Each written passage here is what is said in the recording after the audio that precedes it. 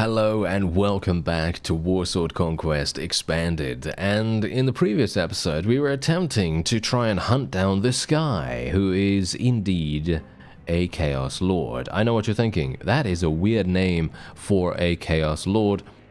This guy, I mean, come on now, who would call, what kind of parents would call someone that, right? No, his name is actually Hargroth the Bloodied. Or Blooded, or something like that. And indeed, we finally got him. I waited outside. I waited outside the town and made sure that I was within viewing range, viewing distance of where he was. And now we have the ability to attack him. He has 55, we have 55. And so this is very much going to be, hopefully, a rather fun experience. If we can maybe do a little bit of damage, I wouldn't mind getting some archery skill. As you can see, my archery skill is now almost 200 proficiency. Very nice. Because it's, I've been trying to level it up over the last episode or so. Because we did finally get a bow. And it seems to be working out quite nicely. Look at that. Bastiche is actually getting some kills. I like it. Okay, we got some Cornate Marauder Berserkers as well. These guys we do not want to have come into our range. It would not be that pleasant to have them on our doorstep. Thank you. And what we're going to do is just tell our forces to charge in. I feel like we have such a strong army right now. Is it just me? Is it just me? I don't know. Because it feels to me like most of the time we are very capable. It feels very safe about what we're doing right here. So it feels to me like maybe what we want to do is, and now this might seem a little bit audacious, we might want to attack someone much, much larger. What do you think? I think that might be a cool idea. I'm not going to take anything here. We're just going to leave that. Okay, let's actually have a look. Oh, what about this guy? No, he's not. No, he's not really that. He's not really that amazing or anything like that. But I could potentially just attack him anyway, just for the sake of it. I can say I defeated Harold Hammerstorm and took his pants. And oh, wait a minute. This guy might actually be more difficult than the other one because we have renown value of 11. Many times, the better way of ascertaining what difficulty a particular fight is going to be is looking at the renown reward rather than the battle advantage. Because the battle advantage sometimes is just 0 or -1 or whatever, and it doesn't really tell you anything in great detail. Whereas if you look at the renown reward, you can see that we're getting 11 for this, and I think I got 1 for the previous battle, so that just goes to show that this one is definitely going to be more difficult. Yeah, look at that. He's actually got some of these actual lords, these really crazy demon lords or whatever they are, and they're very difficult, as you can quite clearly tell. I can barely do any damage to them, and they also have ward save. Oh dear. This might be a bit problematic, actually. We might die. Yeah. Herald of Corn. These are Heralds of Corn! No! Okay, I might actually die here. I'm gonna have to run away. I don't have dodge or anything like that, so this is very, very bad. Let me just see if I can do some damage while moving backwards. And then we're just gonna tell our forces to charge in from the side. Hopefully that's gonna make a big difference. I'm gonna have to use a health potion. I know. I didn't really want to do that, but I have to. If I want to survive. Heralds of Corn are actually not that damaging. It's the sheer volume of them, it seems, that is the problem. But yeah, as you saw there, look at how much of a problem that was. That was actually kind of dangerous. And that's exactly what I'm talking about. That's the reason why we need to really look at the renown reward. The renown reward is the main deal there. And look at how much we did. We did a fantastic job. And they had, well, they didn't even have that many people, to be honest. They really did not have that many people. I'm just going to let him go, to be honest. Just going to let him go. I don't really see the point in keeping him, to be fair. Yeah, Heralds of Corn. They're really strong, I guess. Chosen of Corn? Are they better? I have no idea. I have no idea what's better for me to sell. Guess it doesn't matter that much. Do I even want to try to capture them or something like that? Where's the menu that allows me take an action? Can I not? Oh, wait. Oh, yeah, we're full. Yeah, we're full up. That's the reason why. Okay. I'm just going to get rid of one of the Imperial Sharpshooters just because I don't want to lose anyone that's super, super amazing, like one of the, you know, one of the Dragon Slayers or something like that. That would be really sad if we were to lose something really high level. But yeah, anyway, Genevieve has leveled up once again. We're going to get her another point in Intelligence, another point in Power Strike Iron Flesh, and I don't even know what we should really level with her, to be honest. I guess, as I've just been doing, just continue leveling up her intelligence. That seems to be the way to go. And or Bastiche is not really doing a very good job here. I feel like he should not be speccing into strength. Is that just me? Yeah, as you can see, he shouldn't be speccing into strength, so we're going to spec him into agility now because he's already got a huge amount of strength, and we need him to get something a little bit better, in my opinion. So let's ourselves continue speccing into strength. We'll get another point of Weapon Master as well because I do want to get my archery skill as high as possible, and then we are going to go into the dungeon. Yes, we fought a couple of Chaos Vassals, so I think that's quite nice. This is indeed a difficulty 5 dungeon that we're going to be doing. And it's long in length. Not a terribly big fan of that, but I do now have a bow. And let me tell you, the bow has been very, very useful for me, so I shouldn't have too many issues here. I'm not going to show the entirety of the dungeon run, but I will show a good amount of it if we have some problems. Which, this doesn't seem to be that problematic. I mean, you can see here right now we're taking some damage, but wounds should actually heal me at the end here. And bear in mind, I do have my piercing weapon equipped right now, which means that I am just fundamentally dangerous against the trolls. And obviously, the thing is, we are going to have wounds. I do have a healing potion. I have bunches of healing potions, of course, so I will be able to heal myself going forward here. Now, this is exactly what I'm talking about. My bow has been exceptionally useful on this level specifically. And the main reason why is because all the enemies are just coming from the same direction. You know, they're coming from the same direction. There are a lot of ranged troops, most notably this shaman here has been incredibly powerful.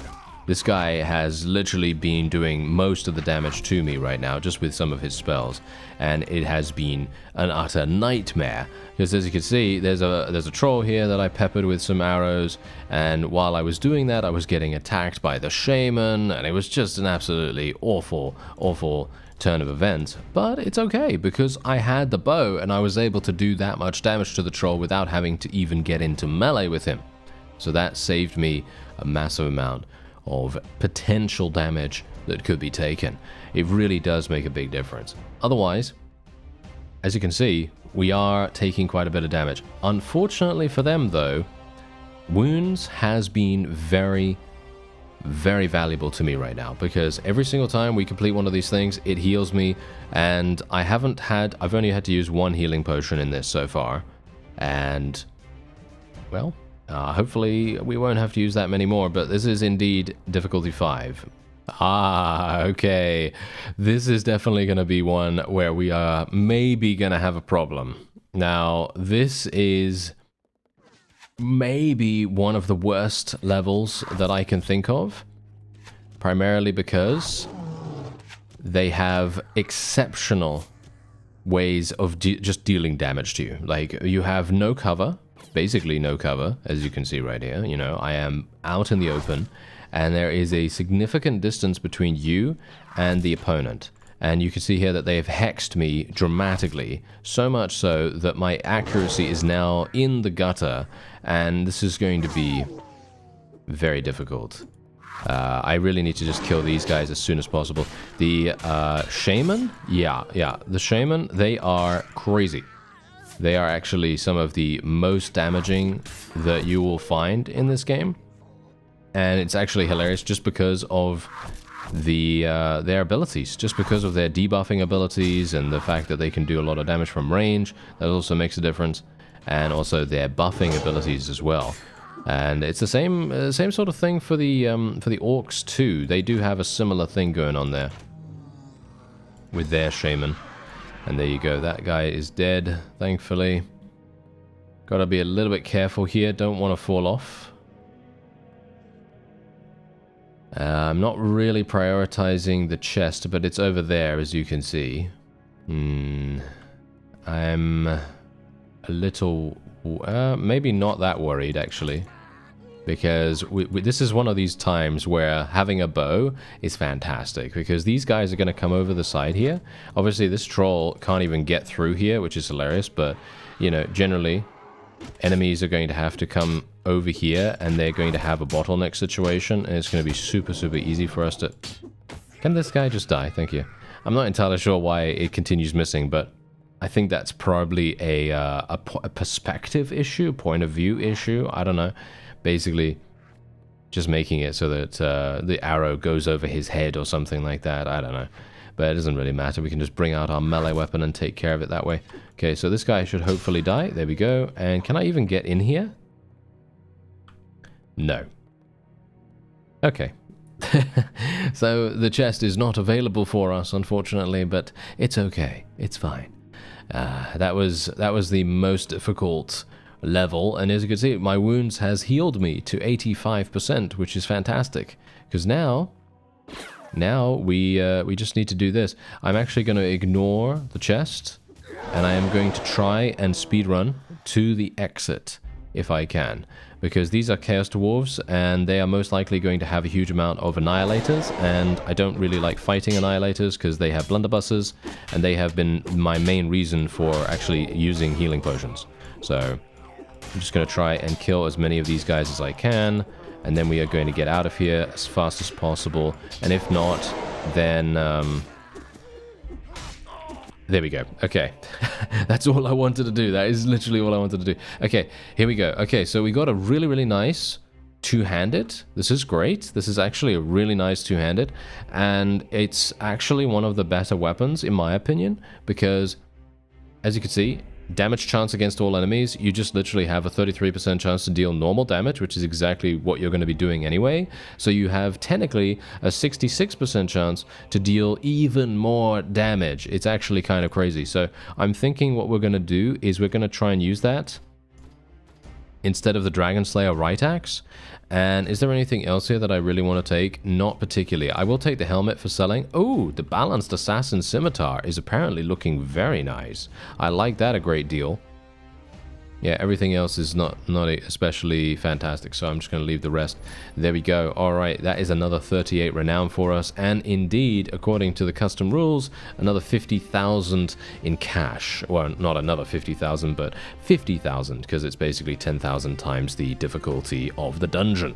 Alright, so we're in the town, and I'm obviously going to sell, so let's actually just get rid of all this stuff. I've already equipped Genevieve with my old piercing axe weapon, because I thought that would probably be really, really nice for her. I'm also purchasing a shield for her as well, because I think that she's probably going to benefit from that a great deal more than using this. And while this does have a better weapon reach, I think the axe is probably going to be better for her in the long run, because she's then able to use a shield with it, and she's not going to get any kind of penalty for using it as a one-handed. Because if you use a two-handed / one-handed weapon, a versatile weapon, in one hand, you're going to be losing either damage or speed, I can't remember, or both. And I don't really want her to have to deal with any kind of penalty, so I was thinking of giving her the Balanced Assassin Scimitar, because obviously if you take a look here, it's pretty good. Pretty fantastic weapon, all things considered. But then I thought, well, the axe has piercing damage, and because she has so much power strike and stuff like that, I feel like she's going to be incredibly powerful against pretty much any big, stonky unit, and I want to make sure that she just murders them really, really fast, and that's kind of the entire point there. Anyway, what we're going to do is we're going to be speccing into Iron Flesh, Power Strike, Iron Flesh, Power Strike, I guess Iron Flesh.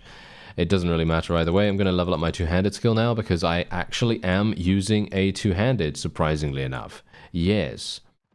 It's going to be a little bit interesting. Oh, what's going on here?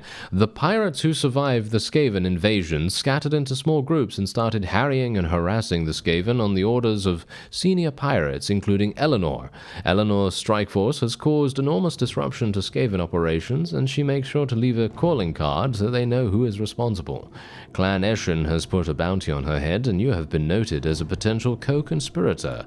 So we're going to lose relation with the Skaven by 5. Okay, I don't really mind that. That is a very small amount. And we now have Chaos Lord Igor Luitpolodes. Oh yes. Okay, so that is who we're going to be fighting now. 53 against 66. This is going to be great for me, actually, because I have been wanting to use a two-handed for quite some time. And, while I can't, or shall we say, don't have access to the Ogre Merchant just yet, because bear in mind, don't worry, I haven't forgotten about it. I am still trying to find the Ogre Merchant, and if we can, that is going to be fantastic, because then we'll obviously be able to equip something that is Ogre-centric. At this point in time, though, this is probably my best weapon, and so I'm just going to be using that alongside the Ogre Club, and hopefully we'll be able to find an Ogre piece of equipment sometime soon, and especially the armor. It would be quite nice to find some armor associated with that, but I highly doubt it, to be honest. It's going to be one of those things, isn't it? It's going to be one of those things. I really wish there was a way for me to see where the Ogre Merchants were. That would be so nice, but unfortunately, I think there's only one in the entire game, probably, and yeah, it's gonna be one of those, isn't it? It's gonna be one of those things where I just go, oh, I'm gonna try and find the Ogre Merchant, and I say that in every single video or whatever, and then it turns out, you know, 30 episodes later or something, that I still haven't found the guy for some unknown reason, just because he keeps moving around wherever. I'm gonna have to actually run away from this. Maybe we can do something, because I've got good range. Nice. Yep, this is... Oh, look at the damage. You see the damage? Look at this. 288. 288 damage.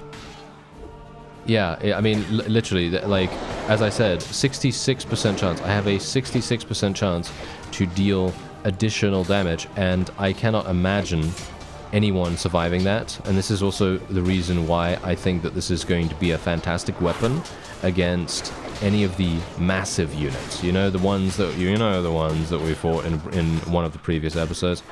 That was yeah, very intimidating, very intimidating. But this is exactly the reason why I think a weapon like this is probably going to have an incredible impact.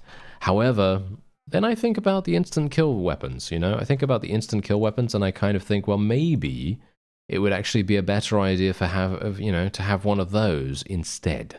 Okay, so I actually did find 2 merchants in one tavern. Unfortunately, I don't think they're the Ogre Merchants. I think one of them is this guy who sells, you know, I mean, obviously you can see here already what we're looking at, but basically this guy just sells, like, projectiles and stuff like that. And then we have the other guy who is indeed Cyrus, and I'm thinking to myself right now that maybe it would be a good idea to get level 3 of ward save. I think I have enough for that.